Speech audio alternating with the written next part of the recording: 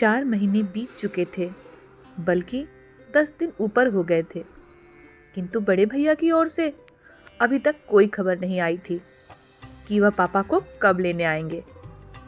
यह कोई पहली बार नहीं था कि बड़े भैया ने ऐसा किया हो। हर बार उनका ऐसा ही रवैया रहता है। जब भी पापा को रखने की उनकी बारी आती है, वह समस्याओं से गुजरने लगते हैं। कभी भाभी की तबीयत खराब हो जाती है, कभी ऑफिस का काम बढ़ जाता है और उनकी छुट्टी कैंसिल हो जाती है। विवश होकर मुझे ही पापा को छोड़ने मुंबई जाना पड़ता है। हमेशा की तरह इस बार भी पापा की जाने की इच्छा नहीं थी, किंतु मैंने इस ओर ध्यान नहीं दिया और उनका व अपना मुंबई का रिजर्वेशन करवा लिया। दिल्ली मुंबई राजधानी एक्सप्रेस अपने टाइम पर थी। सेकंड एसी की निचली बर्थ पर पापा को बैठाकर सामने की बर्थ पर मैं भी बैठ गया। साथ वाली सीट पर एक सज्जन पहले से विराजमान थे। बाकी बर्थ खाली थी। कुछ ही देर में ट्रेन चल पड़ी।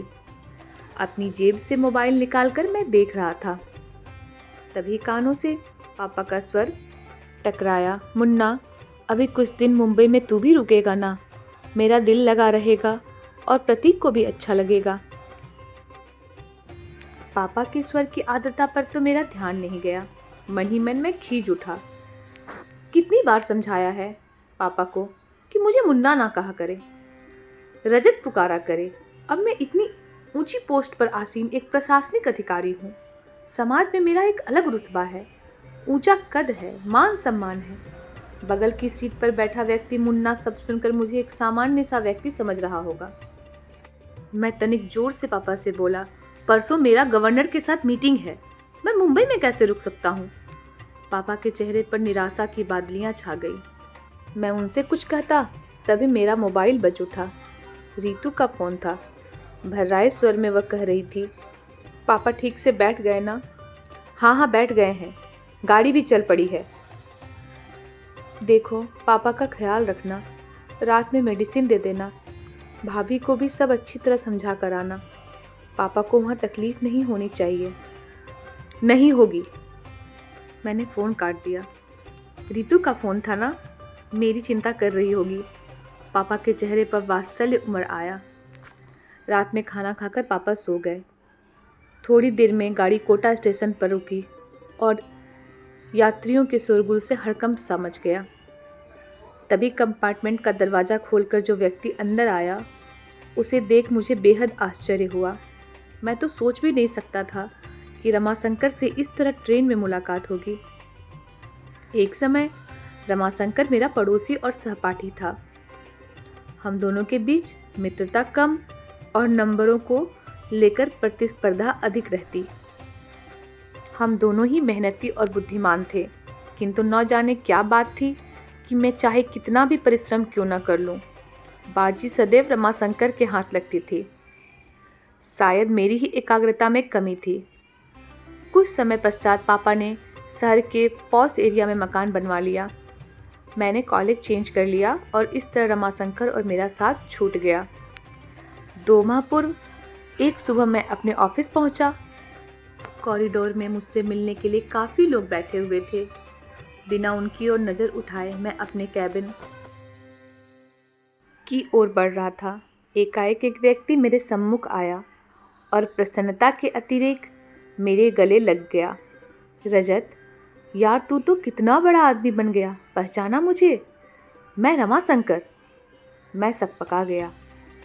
फीकी सी मुस्कुराहट मेरे चेहरे पर आकर विलुप्त हो गई। इतने लोगों के सम्मुख उसका अनौपचारिक व्यवहार मुझे खल रहा था। वह भी शायद मेरे मनोभावों को ताड़ गया था।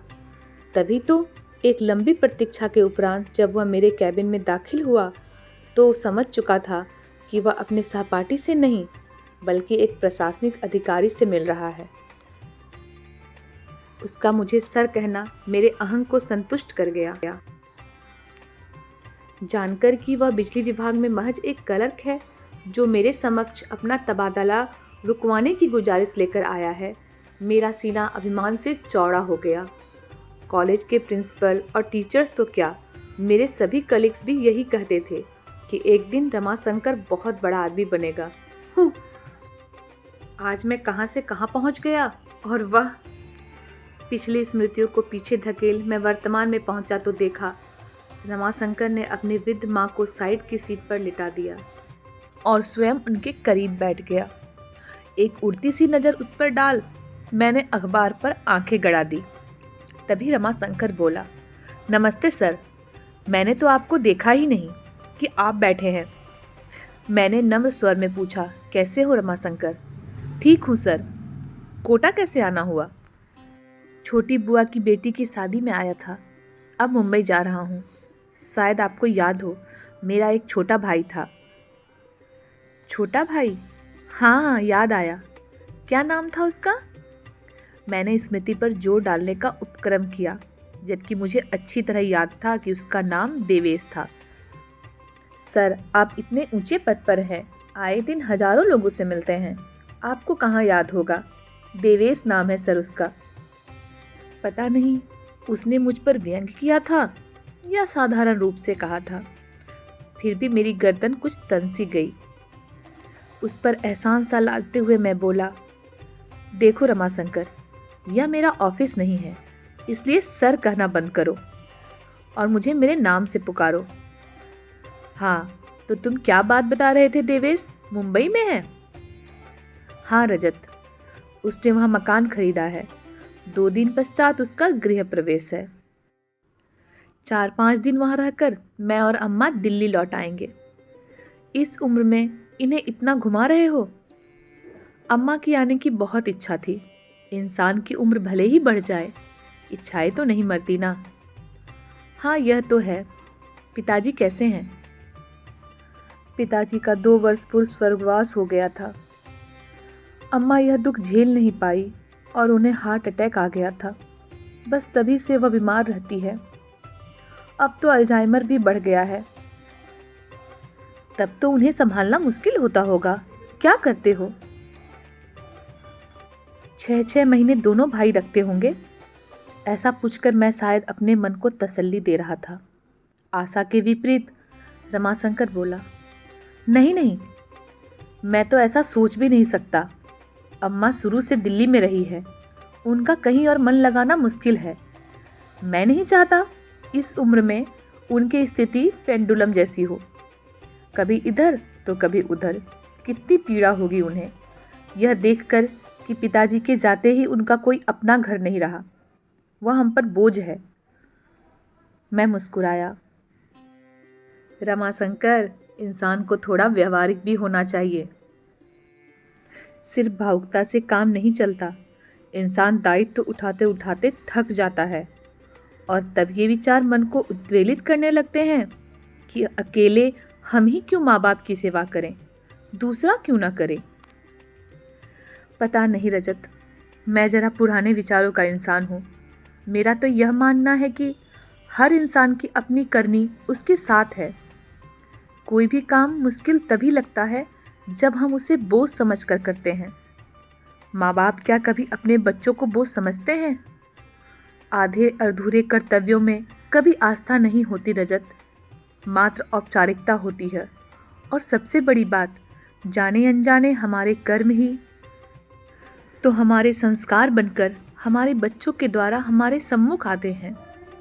समय रहते यह छोटी सी बात इंसान को समझ में आ जाए तो उसका बुढ़ापा भी संवर जाए।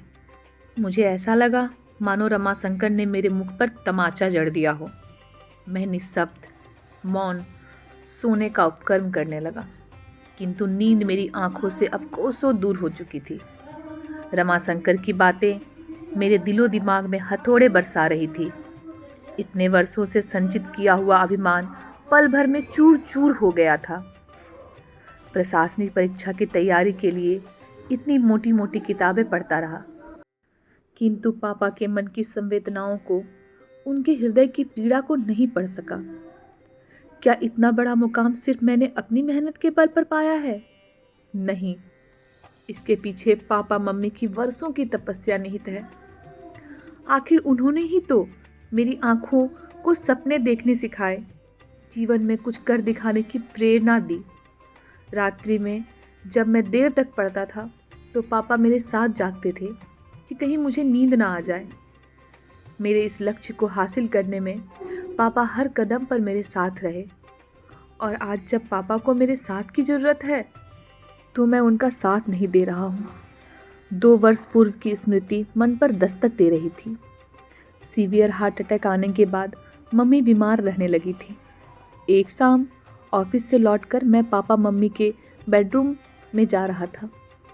तभी अंदर से आती आवाज़ से मेरे पांव ठिठक गए। मम्मी पापा से कह रही थी, इस दुनिया में जो आया है वह जाएगा भी, कोई पहले तो कोई बाद में। इतने इंटेलेक्चुअल होने के बावजूद आप इस सच्चाई से मुंह मोड़ना चाह रहे हैं। मैं क्या करूं पूजा, तुम्हारे बिना अपने अस्तित्व की कल्पना भी मेरे लिए कठिन है। कभी सोचा है कि तुम्हारे बाद मेरा क्या होगा? पापा का कंठ अवरुद्ध हो गया था, किंतु मम्मी तनिक भी विचलित नहीं हुई और शांत स्वर में बोली थी, आपकी तरफ से तो मैं पूरी तरह निश्चित हूँ। रजत और ऋतु आपका बहुत ख्याल रखेंगे।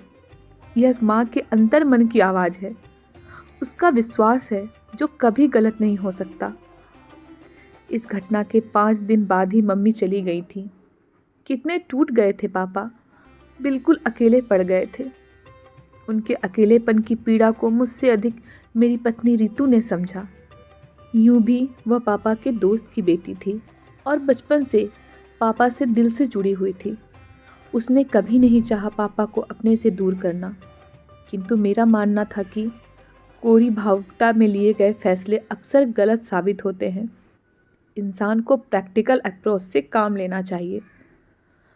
अकेले मैं ही क्यों पापा का दायित्व उठाऊं? दोनों बड़े भाई क्यों ना उठाएं?